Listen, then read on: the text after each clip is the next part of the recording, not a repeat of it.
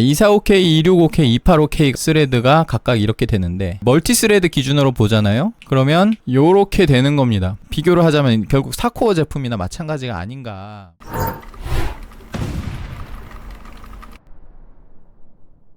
안녕하세요, 소울시커입니다. 자, 이번 영상은 어떤 내용을 다룰 거냐면 코어 울트라 200번대 제품들이 게이밍 성능, 많은 리뷰어들이 이제 게이밍 성능에 대해서 얘기를 할 것 같은데 대략적으로 요약하자면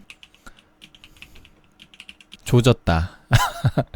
다들 이렇게 얘기할 겁니다. 보시면 아실 거예요. 그래서 많은 리뷰어들이 어차피 게임 벤치를 돌려서 공개를 할 거니까 저도 해봤거든요. 근데 너무 힘들어요. 그래서 제 환경에서는 다른 일정을 맞추면서 게임 벤치까지 같이 하기에는 좀 빠듯할 것 같고, 생각을 해보니 다른 분들이 일반적인 게임 벤치는 해주실 것 같으니까 좀 다른 측면에서 게이밍 성능에 대해서 접근을 해봐야겠다 라고 생각을 했습니다. 물론 이 조졌다라는 이 내용을 제가 좀 일찍 들었기 때문에 미리 돌려보신 분들이 물어봐요. 게임 돌려보셨냐? 아직 안 돌려봤는데 왜 이렇게 안 나오지? 막 이러면서 그래서 게임 성능이 하도 안 나온다는 소리를 많이 들었기 때문에 내가 돌려도 안 나오겠구나, 그렇게 알고 있었습니다. 그래서 애시당초에 나는 돌리지 말아야겠다.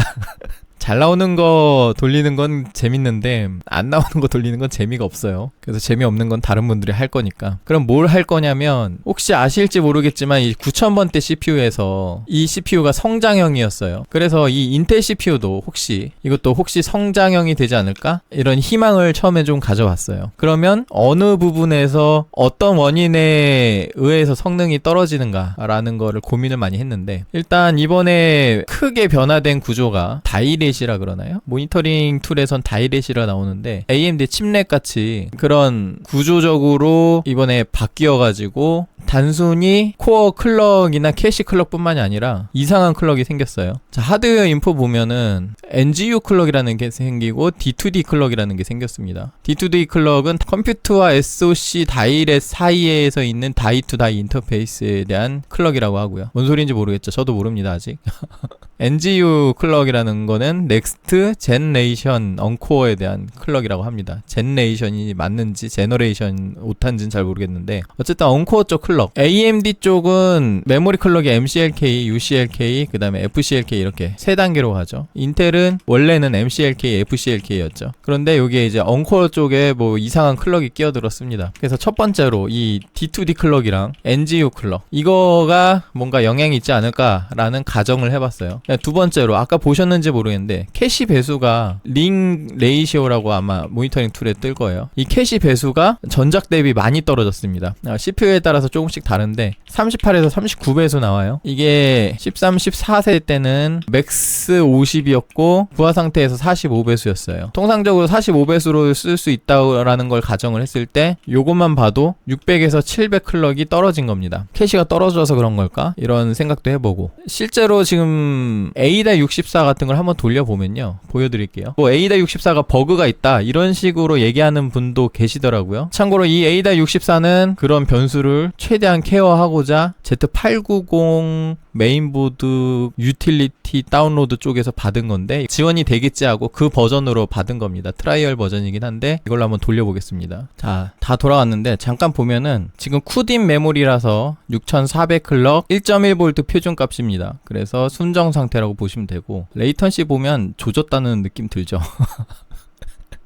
레이턴시가 100이야. 이거 잘 나온 겁니다. 제가 아까 돌렸을 때 이거보다 더 나왔어요. 그래서 늘어진 메모리 레이턴시 문제이지 않을까. 뭐 이런 문제가 이런 것들에 연관성이 있을 수도 있겠죠. 그런 부분도 고려를 해보고, 아니면 이제 하드웨어 인포 보시면 P코어가 위에 2개 있는데 바로 P코어가 이어지는 게 아니라 그 밑에 E코어가 있죠. 그러고 나서 한참 후에 또 P코어가 있고 그 다음에 한참 후에 또 P코어가 있습니다. 그러니까 제 생각에 이 P코어와 E코어의 배치 상태에 따라서 지금 표기가 되고 있는 게 아닌가라는 생각도 들어요. 그러면 또 이 코어 배치가 또 좀 이상하게 돼 있는 게 아닌가. 그 다음에 마지막으로 이번 에로우레이크의 핵심적인 변경 사항이죠. 뭐 여러 가지 이슈들이 있을 겁니다. 뭐 공정이 또 바뀌었다거나 뭐 이런 디테일한 이슈일 수도 있고, 그런 부분은 제가 접근할 수가 없으니까 일단 배제를 하겠습니다. 어쨌든 이것만 가지고도 결론이 어느 정도 보여서 일단 두드러지게 보이는 건 얘는 거의 확정적으로 보이죠. 메모리 레이턴시 늘어진 거. 근데 또 굳이 이거를 좀 설명을 하자면 이 메인보드 제조사마다 타이밍 설정이 지금 약간씩 다릅니다. 그 부분도 고려를 해야 될 것 같아요. 그러니까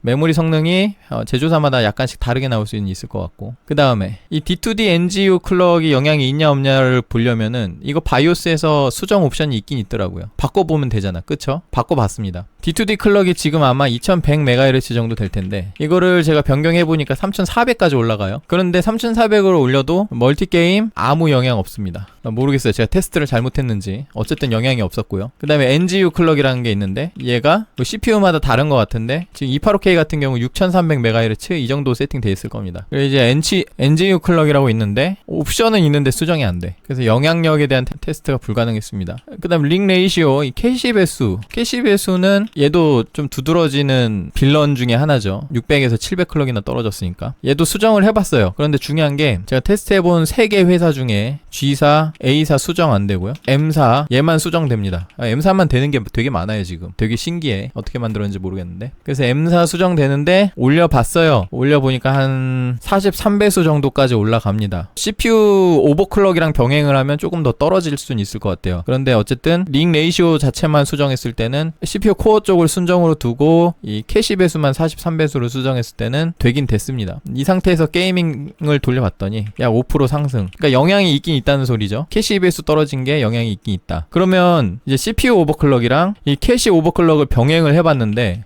오히려 성능이 떨어졌어요. 오버클럭 실패라고 볼 수도 있겠는데 모르겠어요. 조금 더 스위스팟을 찾아서 돌리면 성능적인 영향이 있긴 있을 것 같다는 생각은 드는데, 아무튼 CPU 오버클럭이랑 캐시 오버클럭을 같이 병행하니까, 참고로 이 CPU 오버클럭만 했을 때는 5% 올라요. 그 다음에 캐시 오버클럭만 했을 때도 5% 오릅니다. 그러면 10%가 예상이 되는데 빵 프로. 그러니까 뭐 적용하기 전 성능이 나오는 거야. 굉장히 신기했습니다. 뭐 내가 잘못했겠지. 그래서 이거는 스위스팟을 찾아서 좀 더 디테일하게 세팅을 해주면은 그래도 오르긴 오르지 않을까라는 생각해보고요. 그렇지만 10%까지 끌어내진 못할 것 같다는 생각은 들고, 그 다음에 메모리 레이턴시가 늘어졌는데 얘는 지금 아직 테스트가 많이 부족해요. 왜 그러냐면 메인보드 제조사들의 이제 메모리 오버클럭 관련된 이슈가 좀 있어서 수정해달라 뭐 이런 커뮤니케이션을 좀 하다 보니까 딜레이가 됐고, 제가 메모리 관련된 영상에서 다루겠지만 지금 M사만 클럭이 독보적입니다. 지금 M사 안 써보신 분들은 생각보다 클럭 안 들어가는 이런 생각하고 계실 거예요. 근데 M사만 지금 독보적으로 클럭이 굉장히 잘 들어갑니다. 근데 중요한 게 이게 또 그냥 잘 들어가는 게 아니라 중요한 타이밍을 풀어서 고클럭이 들어가거든요. 그러면 얘가 또 성능이 떨어집니다. 클럭 대비 성능이 떨어져요. 결국 얘는 스위스팟이 있는 거야. 결국 무작정 지금 뭐 만클럭 성능이 궁금해요 이렇게 얘기하는데 애시당초에 그게 성능이 잘 나올 거라고 보장하기 어렵다는 거죠. 결국에 AMD 1대1과 1대2처럼 이런 스위스팟을 찾아서 클럭을 더 낮춰야 될 수도 있습니다. 그거는 좀 더 테스트가 필요해요. 지금 이쪽은 시간이 워낙에 오래 걸리는 작업이다 보니까 지금 테스트가 부족하고요. 그래도 세부 타이밍까지 조이면은 어느 정도 성능 향상이 있긴 있을 거라고 생각은 드는데, 제가 여기서 클럭 대비 성능이 떨어졌다는 소리는 돌려봤다는 소리죠. 얘도 거의 0%. XMP급으로 굉장히 고클럭을 넣어서 시도를 했는데, 참고로 앞자리가 9예요. 앞자리 9로 시도를 했는데 성능 향상이 없었어요. 타이밍을 그렇게 풀어놓고 없는 게 오히려 다행이라고 봐야 되나? 아무튼 굉장히 웃깁니다 지금 이 상황이. 이 피코 배치는 바꿀 수가 없죠. 이거는 스킵하고, 자 마지막으로 멀티스레드, 싱글스레드. 자 이거 중요합니다. 다른 부분은 그냥 뭐 오버클럭, 인텔이 기본적으로 세팅한 것보다 클럭을 높여보고 뭐 바꿔보고 그런 거예요. 결국에 오버클럭해서 AMD도 뭐 메모리 오버클럭하고 뭐 CPU 오버클럭하고 하면은 성능 몇 프로 올라간다 뭐 이런 식으로 제가 영상 올린 적이 있는데, 뭐 인텔도 그 정도 올라가나 싶을 것 같긴 한데, 근데 어쨌든 지금 성능이 이걸 감안하더라도 굉장히 안 나오거든요. 근데 그 원인으로 볼 때 저는 요거를 가장 중요하게 생각합니다. 멀티스레드에서 싱글스레드로 바뀐 거. 실제로 이거를 증빙할 테스트 데이터도 제가 가져왔어요. 이거에 대해서 얘기하기 전에, 자 제가 유명한 하드웨어 커뮤니티에 작성 날짜 보세요. 9월 9일 날 이런 글을 쓴 적이 있습니다. 이번에 코어 울트라 유출 자료 관련한 관전 포인트라고. 유출 자료가 이제 하나둘 올라올 때예요. 그리고 저는 아직 받기 전입니다. 써보기 전이에요. 그 상태에서 작성한 글인데 이거 굉장히 중요한 내용이라서 여러분들한테 한번 보여드릴게요. 어떤 내용이 중요하냐면, 이때도 이미 싱글 스레드로 바뀐다는 게 알려져 있었어요. 그래서 싱글 스레드로 바뀌면 무슨 일이 발생하느냐, P코어가 245K 같은 경우 6개, 그러면 그러면 6스레드. 265K랑 285K는 P코어가 8개. 그러면 P코어가 8스레드입니다. 그러면 요거 보세요. 6 또는 8스레드를 초과하는 프로그램의 초과 스레드 작업부는 2코어로 동작할 거다. 당연하겠죠? 이 OS에서 병렬 처리를 할당할 때 스레드가 8개 이상 나왔다. 동시에. 그러면 P코어 8개 할당하고 결국에 남는 거 나머지 하나는 2코어에 할당을 해야 되잖아요. 어쩔 수 없죠. 245K 같은 경우는 스레드 6개, 초과하는 경우는 다 2코어에. 인텔이 멀티 스레드를 싱글 스레드로 바꾸면서 이제 코어가 충분히 많으니까 P코어를 싱글 스레드로 바꿔서 동작시키겠다. 이런 취지로 지금 진행을 한 겁니다. 그런데 중요한 거는 인텔이 요거를 고려를 안 한 것 같아. 자, 이제부터 중요한 걸 설명드릴게요. 자, 코어 울트라 5의 경우에 P코어 스레드가 6개이기 때문에 만약에 6스레드 이하로 동작하는 프로그램은 모든 동작이 P코어에 할당할 수 있을 거예요. 그러면 만약에 가정을 했을 때 245K가 14600K보다 IPC 상승분이 더 높다고 하면, 그러니까 클럭 차이까지 감안해서 245K가 만약에 P코어가 더 빠르다고 생각하면은 6스레드 이하에서는 245K가 더 빠를 거다라고 추정을 하는 거죠. 물론 지금 얘랑 지금 클럭 차이가 한 300씩 납니다. 그것까지 감안해서 245K가 만약에 더 빠르다면 IPC 상승분 때문에, 그러면 6개 스레드 이하에서 동작하는 프로그램은 245K가 더 빠를 거다. 그런데 만약에 6스레드를 초과하는 경우에 어떻게 될까라고 생각해보면요. 그러면 6스레드까지는 P코어에 할당되고 나머지 6스레드는 2코어에 할당될 거예요. 근데 14600K는 P코어에서 12개를 다 돌릴 수 있어요. 스레드가 멀티 스레드로 할당되면서. 물론 이 12개의 스레드가 오로지 제 성능을 충분히 발휘하면서 동작하는 건 아닐 겁니다만, 그래도 이 P코어의 클럭을 이용할 수는 있을 거야. 이 14600K의 P코어가 53배수거든요. 근데 245K 같은 경우는 6개 스레드 같은 경우 50배수로 동작을 할 건데 나머지 6개 스레드는 46배수로 동작을 할 거란 말이에요. 더 낮은 클럭에서 동작한다는 거지. 그러면 이런 IPC 상승분까지 고려를 했을 때 과연 뭐가 더 빠를 것이냐, 이걸 고민하게 되는 거죠. 근데 12스레드 이하는 그렇다 쳐. 그러면 12스레드를 초과하는 경우는 만약에 14스레드 이하면은 245K 같은 경우는 총 14개 스레드에 모두 할당이 될 건데 14600K는 P코어에 12개 할당하고 2코어에 2개만 할당하면 돼요. 그러면은 P코어 53배수로 12개 스레드를 처리하고 나머지 2코어 2개 스레드로 처리를 하는데 얘가 40배수예요. 그러니까 얘는 되게 늦게 끝날 거야. 12개는 빨리 끝나고. 그러면 빨리 끝나면 또 다른 작업이 여기 할당되겠죠. 뭐 순차적으로. 근데 여기는 6개 스레드가 50배수, 8개 스레드는 46배수. 그래서 2코어는 14600K보다 빠르게 끝나겠지만 P코어는 6개 스레드밖에 처리를 못한다. 이 두 개 vs 걸면은 저는 개인적으로 이게 이길 거라고 봅니다. 그 다음에 14스레드를 초과해버리면은 P코어 같은 경우는 14스레드 초과하는 작업들은 대기를 타게 될 거예요. 먼저 할당된 작업이 끝날 때까지. 근데 14600K는 총 20스레드까지 병렬 처리를 할 수 있어. 그러니까 14스레드 초과하고 20스레드 이하인 작업에서는 또 14600K가 더 빠를 수도 있다. 그런 부분을 코어 울트라 5를 가지고 이런 식으로 나열을 해봤고, 그 다음에 코어 울트라 7도 P코어 8개, 2코어가 12개죠. 20스레드. 그런데 14700이랑 비교를 하면은 14700은 P코어 스레드가 16개입니다. 그래서 이 8스레드를 초과하는 작업에 대해서 여기서는 다 2코어에 할당이 될 거예요. 2코어 46배수로 동작할 거고 P코어는 52배수로 동작할 겁니다. 근데 14700K는 이 P코어가 55배수로 동작해요. 16개 스레드를 모두 55배수로 처리한단 말입니다. 그러니까 차이가 심해져요. 클럭 차이도 있지만 이 2코어는 46배수입니다. 이게 8개 스레드 초과하는 경우에 이렇게 되고, 그 다음에 285K도 그래요. 285K도 P코어는 8스레드밖에 안 되는데 14900K의 P코어는 총 16개 스레드이기 때문에 심지어 얘는 이 16개 스레드를 57배수로 처리합니다. 굉장히 높은 클럭으로 처리하죠. 근데 285K는 8개 스레드를 54배수로 처리하고 나머지 8개 스레드는 46배수로 처리해요. 이게 문제야, 이게. 그 얘기를 지금 계속 쭉 쓴 겁니다. 그래서 제가 이 9월 9일날 추정하기로는 프로그램 성향별로 차이가 좀 있을 거다. 그래서 다코어를 잘 갈구는 AA급 헤비 게임의 경우 코어 울트라가 의외로 약세일 수도 있을 거라고 제가 적었죠. 써보기 전에 적은 겁니다. 그치만 이 코어는 성능 향상이 굉장히 드라마틱할 걸로 예상돼서 멀티 성능은 좀 압도적일 거라고 예상이 된다. 그렇지만 어떤 프로그램을 고를지에 대해서 케바케가 좀 심할 것 같다. 그래서 예를 들어 8스레드 이하의 프로그램이나 게임들을 많이 픽하면은 코어 울트라가 좀 성능이 잘 나온다라고 벤치 평균을 낼 수 있을 거고, 그게 아니라 8스레드 이상 쓰는 그런 게임이나 프로그램들을 많이 픽하면은 코어 울트라 성능이 그렇게 좋지 않을 수도 있다라는 결론이 나올 수도 있을 것 같아요. 그래서 리뷰 매치마다 차이가 클 수도 있을 거라고 이렇게 적었는데, 근데 까보니까 아주 그냥 조졌죠. 이거를 제가 9월 9일날 적었는데, 이걸 여러분들한테 지금 시점에서 소개해드리는 이유는, 자, 이 5번째, 여기 하나 더 적을게요. 피코 클럭 차이는 전작 대비 300클럭씩 떨어집니다. 이거에 대한 영상 제가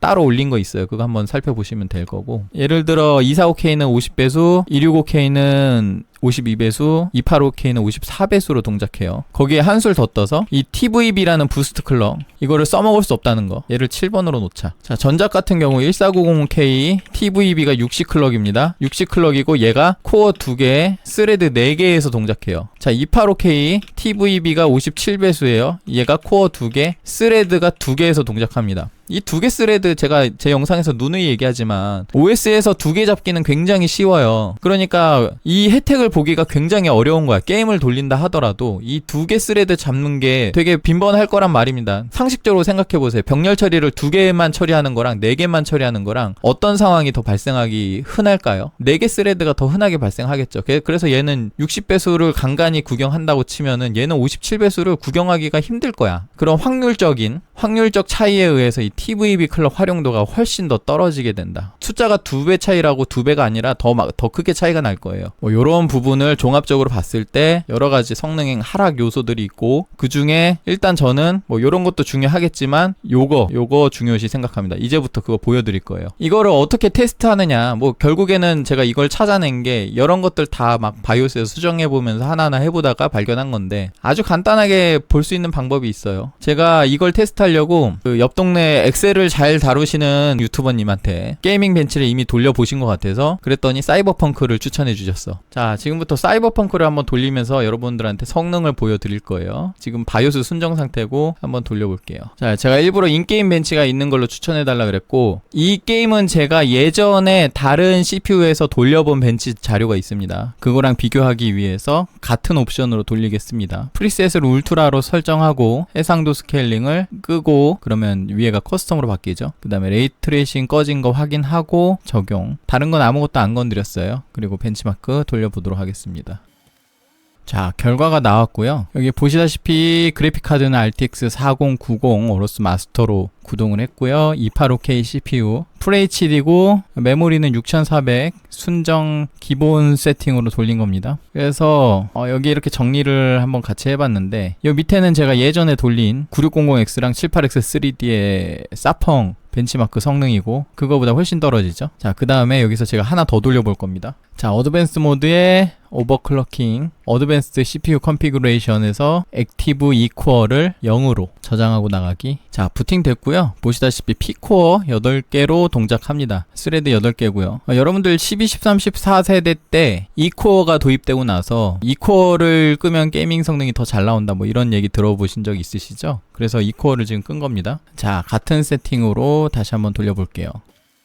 자, 다 돌아갔고요. 방금 돌린 결과를 다시 표에 정리를 해봤어요. 이 코어를 끄니까 성능이 오르는 게 아니라 오히려 떨어졌죠. 그러면 왜 떨어졌을까를 생각해보면 결국 차이는 2코어밖에 없거든요. 그러니까 결국에는 지금 P코어 8개, 스레드 8개가 모자르다는 소리입니다. 이 사이버펑크 2077을 구동시킬 때 8개 스레드로 모자르다. 그래서 지금 뭐 평균 프레임, 최소 프레임, 최대 프레임 모두 순정 상태 대비 떨어진 결과가 나옵니다. 그래서 지금 사이버펑크 정도 되는 게임을 구동을 시키려면 일단 스레드가 8개를 초과해야 된다고 생각해요. 전 세대 같은 경우는 2코어를 꺼도 이 14600K만 되더라도 P코어 스레드가 12개였어요. 그런데 이번에는 285K 정도 돼도 스레드가 8개밖에 안 돼서 이렇게 성능 저하가 발생합니다. 그러면 역으로 생각해 볼게요. 순정 상태에서 만약에 스레드가 모자르지 않게 돌아갔다. 그러면 8개 할당된 스레드는 P코어에서 돌아갔을 거고, 그러면 8개를 초과하는 스레드는 어디서 돌아갔을까요? 2코어에서 돌아갔겠죠. 2코어 배수는 지금 46배수에서 동작했을 겁니다. 그러니까 P코어 50배수, 2코어 46배수 그런 식으로 동작한 걸로 보여집니다. 뭐 여러 가지 문제가 추정되지만 결국에는 이 멀티 스레드를 순정 스레드로 바꿨으면은 그러면 최소한 스레드 개수는 맞춰줘야 되지 않을까. 자, 245K, 265K, 285K 스레드가 각각 이렇게 되는데 이거를 멀티 스레드 기준으로 보잖아요. 그러면 요렇게 되는 겁니다. 멀티 스레드 기준으로 볼 때는 245K는 피코어 3개짜리가 되는 거예요. 265K, 285K는 피코어 4개짜리가 되는 거고. 그러니까 이 피코어의 클럭으로 동작하는 스레드가 8개밖에 안 된다. 전작은 16개였다. 비교를 하자면 결국 4코어 제품이나 마찬가지가 아닌가. 물론 2코어가 백업을 해주지만 이 P코어 클럭 배수로 동작하는 거는 이전 세대랑 비교를 했을 때는 4코어밖에 안 된다라는 거예요. 우리가 5600이라는 CPU를 가성비로 생각하는 이유가 뭘까요? 얘가 일단 기본적으로 6코어는 되기 때문에 얘가 게이밍에서 성능이 잘 나오기 때문입니다. 그래서 게이밍 활용을 하려면은 최소 6코어는 되어야 되지 않을까. 6코어라는 거는 12스레드예요. 근데 지금 스레드 6개, 8개 요런 걸로 지금 구동을 시키려고 하니까 지금 이 모양이 나지 않은가 싶습니다. 뭐 코어는 모자르진 않겠지. 2코어가 있으니까. 그렇지만 2코어 클럭이 46배수밖에 안 된다니까요. 그나마 285K 정도 되니까 P코어가 54배수로 동작하면서 이 정도 성능 격차가 나왔지만, 자, 이거 한번 보실게요. 제가 265K로도 이걸 돌려봤어요. 265K 차이 한번 보세요. 265K 순정으로 평균 164프레임 나왔는데 2코어 끄면은 144프레임 나옵니다. 265K는 P코어가 52배수로 돌거든요. 더 심하죠. 아마 245K로 돌리면 이거보다 훨씬 더 심할 거야. 거기에 이거 하나 더 같이 보실게요. P코어 2개만 살려놓고 2코어는 모두 살려놓은 거예요. 그러니까 14세대 기준으로 보자면 2개 스레드를 가진 P코어 하나만 살려놓고 2코어를 킨 상태라고 보시면 됩니다. 그래서 이렇게 돌리면은 2코어 다 끈 거보다 오히려 성능 더 잘 나오죠. 코어 수가 많아서 그래요. 그렇지만 이 코어 수가 많더라도 이 코어들이 46배수로 동작하니까 순정보다는 조금 떨어지는 성능. 결국에는 이 프로그램들이 6스레드나 8스레드를 초과하는 정도에 따라서 성능 격차가 심하게 날 수도 있다는 거예요. 이거 과관이죠. 지금 144.97, 78X3D는 236.88이 나오는데 이 코어를 끄면 게이밍 성능이 더 잘 나온다라는 말은 이제 옛말입니다. 이 싱글 스레드로 바뀐 코어 울트라 제품에는 해당이 안 돼요. 그래서 결국에는 이 멀티 스레드가 싱글 스레드로 바뀌면서 못해도 P코어를 12스레드를 만들기 위해서 12개 정도는 박아줘야 되는데 그러지 않았다. 싱글 스레드로 바꾸면서 코어 개수를 전작이랑 동일하게 가져갔거든요. 이게 될 줄 알았나봐. 인텔에서는 될 리가 없죠. 이게 실질적으로 4코어나 마찬가지인데 동작 클럭이 이 4코어를 초과하는 스레드는 모두 2코어에 배정되면서 더 낮은 클럭으로 동작하게 되는 겁니다. 물론 이제 또 오버클럭 측면에서 보자면 이 2코어를 오버클럭 해주면은 또 성능이 향상될 수도 있는 거고요. 이런 스레드를 많이 활용하는 게임 같은 경우에 2코어를 클럭을 오버클럭 해주면 그나마 또 어느 정도 게이밍 성능이 더 향상될 수도 있는 거고, 뭐 그런 차이지 않을까 싶습니다. 이런 갭은 사실 P코어가 더 빨리 작업을 처리할수록 P코어가 가져가는 작업량이 많아지게 되니까 이것처럼 좀 더 높은 클럭에서 이렇게 성능 격차가 없게 나올 수도 있어요. 그러니까 2코어가 가져가는 업무량이 P코어가 빨라질수록 더 적어진다는 거죠. 제가 이거 245K로는 안 돌려봤는데 돌리면은 점수 어떻게 나올지 참. 근데 반대로 말해서 병렬 처리를 많이 하지 않는 게임 같은 경우는 생각보다 편차가 없을 수도 있습니다. 그것까지 보여드리고 영상 마무리할게요. 자, 아직 코어는 P코어만 냅두고 2코어는 꺼져 있는 상태고요. 그 상태에서 제가 코어를 많이 쓰지 않는 게임이 뭐가 있을까라고 고민을 해봤는데 문득 생각나는 게 이 파이널 판타지였습니다. 이거를 제가 다운받아서 벤치를 한번 돌려볼 거예요. 세팅 값은 다 기본 세팅이고 FHD입니다. 한번 돌려보겠습니다. 자, 벤치 다 돌아왔고요. 점수는 23,526점. 자, 다시 어드밴스드 CPU 컨피그레이션 들어가서 2코어를 올로 바꾸고 저장하고 나가기. 자, 부팅됐고 2코어 다시 생긴 거 보이죠? 자, 벤치마킹 다시 돌려보겠습니다. 자, 벤치마크 다 돌아갔고요. 두 개 결과값을 한번 비교해 볼게요. 2코어 끄고 킨 거에 대한 점수 차이가 굉장히 별로 안 나죠. 그래서 이 8개 스레드 이하로 쓰는 경우에는 2코어에 할당되는 작업이 그렇게 많지 않기 때문에 성능 격차가 별로 없는데, 사이버펑크 같은 경우는 2코어에 8개 스레드를 초과해서 쓰는 게 있기 때문에 성능 차이가 발생한 걸로 보여지고요. 그래서 이런 여러 가지 이유들을 추정해 볼 때 뭐 복합적인 문제로 성능이 많이 떨어지는 것 같고, 특히 이 스레드 부족 문제는 어떻게 할 방법이 없어요. 이거는 소프트웨어적으로 커버할 수 있는 방법이 아닙니다. 그나마 커버할 수 있는 거는 뭐 캐시 배수를 올려본다거나, 아니면 메모리 오버클럭을 해서 레이턴시를 그나마 개선해본다거나, 아니면은 오버클럭을 해서 피코어 클럭을 좀 더 올린다거나, 그렇게 하면은 그나마 피코어에 할당된 작업 속도를 빠르게 처리시키면서 2코어에 갈 작업들을 최소화해서 그나마 피코어 성능을 극대화할 수 있을 건데, 그래 봤자라고 봅니다.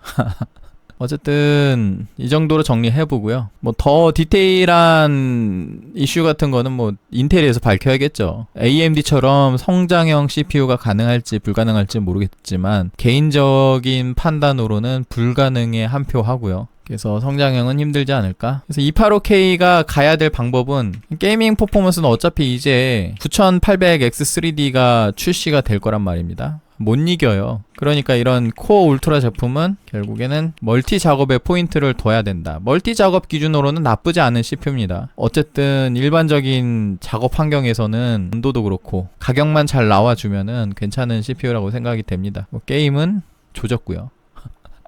뭐 더 할 말이 없네요. 여기까지 하겠습니다. 좀 도움이 되셨다면 구독과 좋아요 한 번씩 눌러주시고요. 여기까지 하겠습니다. 시청해주셔서 감사합니다. 구독과 좋아요